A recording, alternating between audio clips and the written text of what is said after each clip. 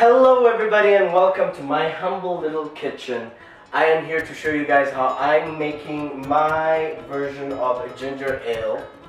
And so these are the ingredients. What I've got here essentially is I'm gonna start off by making a tea with I've got 5 bags of rooibos tea here and 3 bags of a black tea. Like I've got, this is 5 roses.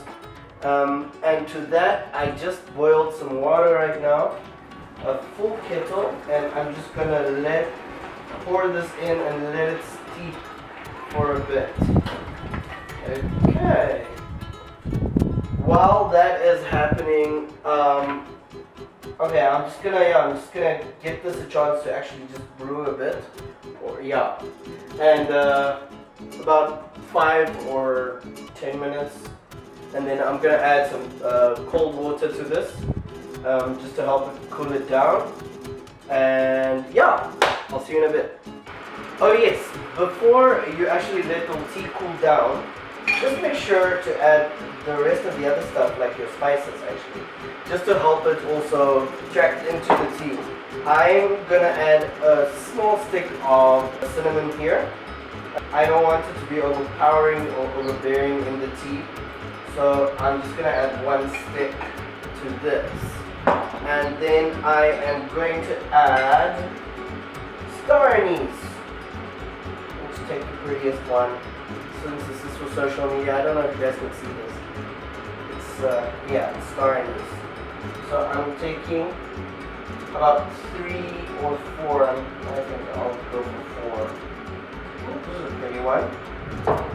Okay, and I'm just going to break this into there as well. So anyway, star anise is really nice because it gives this nice licorice sort of flavor to anything really, and I love it. Love it. Yo. Okay, so that is in there, and to that I'm gonna add ginger. I'm still gonna add the whole pack because that's what I did with my first batch. And it came out wonderful. Plonk. There goes that. Let me get myself a ladle, and we're just gonna get this a nice stir. Yeah, make sure everything just mixes up really nice and well and stuff.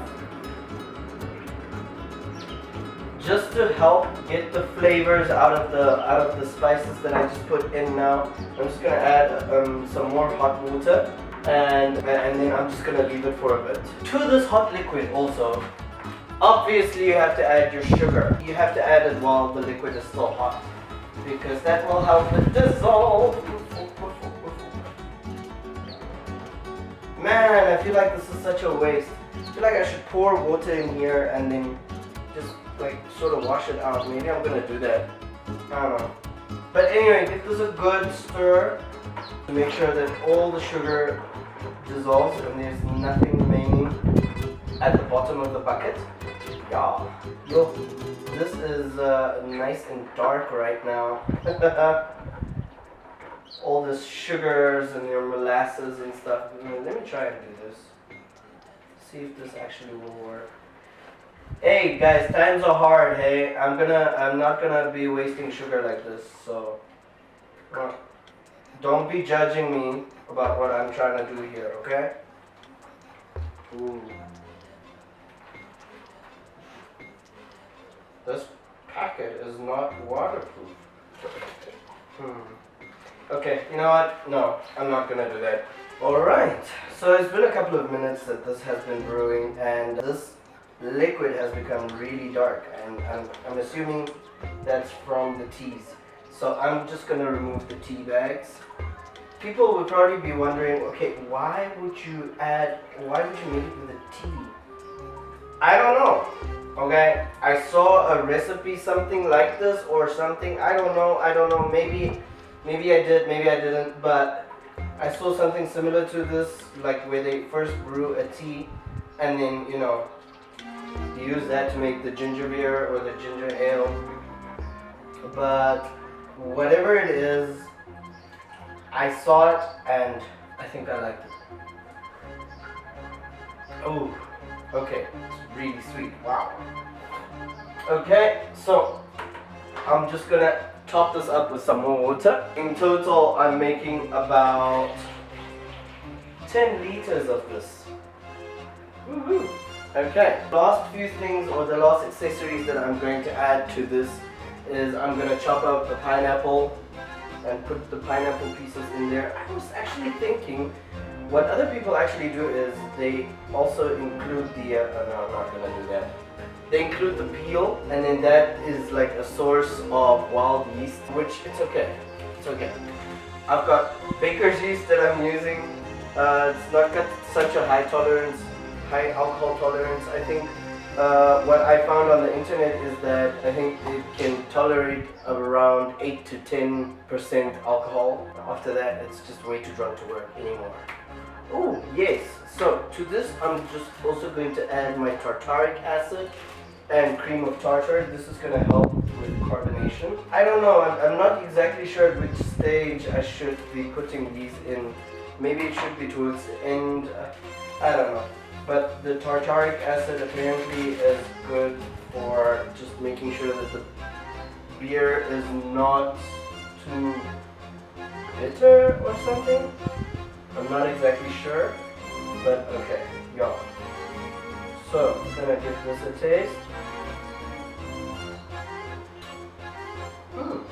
I like the tartaric acid, gives it like the zesty quality.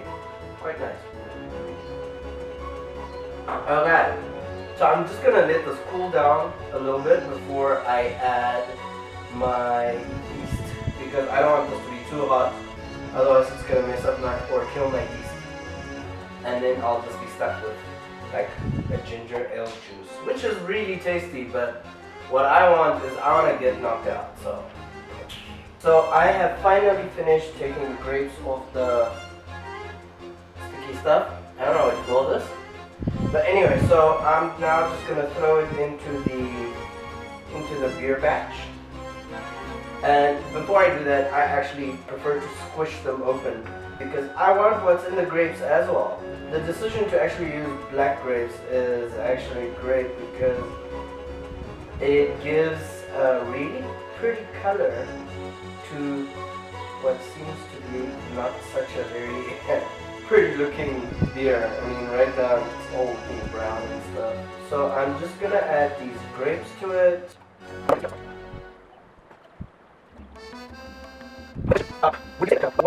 What is the actual difference between a beer, an ale, and a wine? I probably have to go look this up.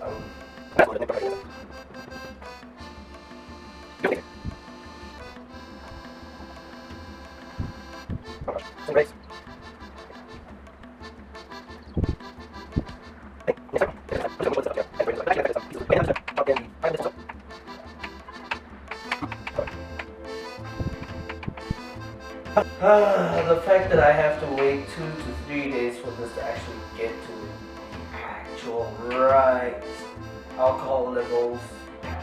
Man, today is Sunday, so I'll have a good and proper drink by Tuesday or Wednesday. Oh my gosh. Okay, so I have my pineapples in there. I've got my grapes in there. My tea is made up properly. Let's just have a taste and see if sweetness is good. Oh yeah, it's got a good sugar content. I think this is also now a good comfortable temperature to throw in my yeast. Alright, yes, this is actually just below 40 degrees Celsius. So I am good and ready to add my yeast to this. So in goes my yeast. I just do it like this. Other people probably first bloom it or something, but it worked on the first batch like this, and I'm assuming it should work now again as well.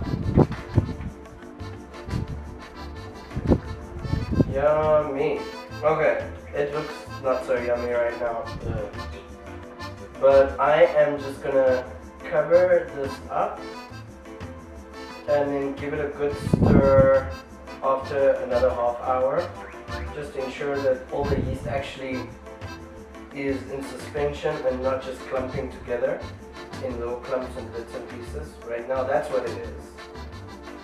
So yeah, but yes, I am pretty excited that I should have ginger ale or an alcoholic beverage. Let's just call it that, because I'm not exactly sure in what category this actually falls, because it's now apparently not a ginger ale anymore since I've added all these fruits. So it's like a ginger punch maybe, I don't know. Is it okay for now?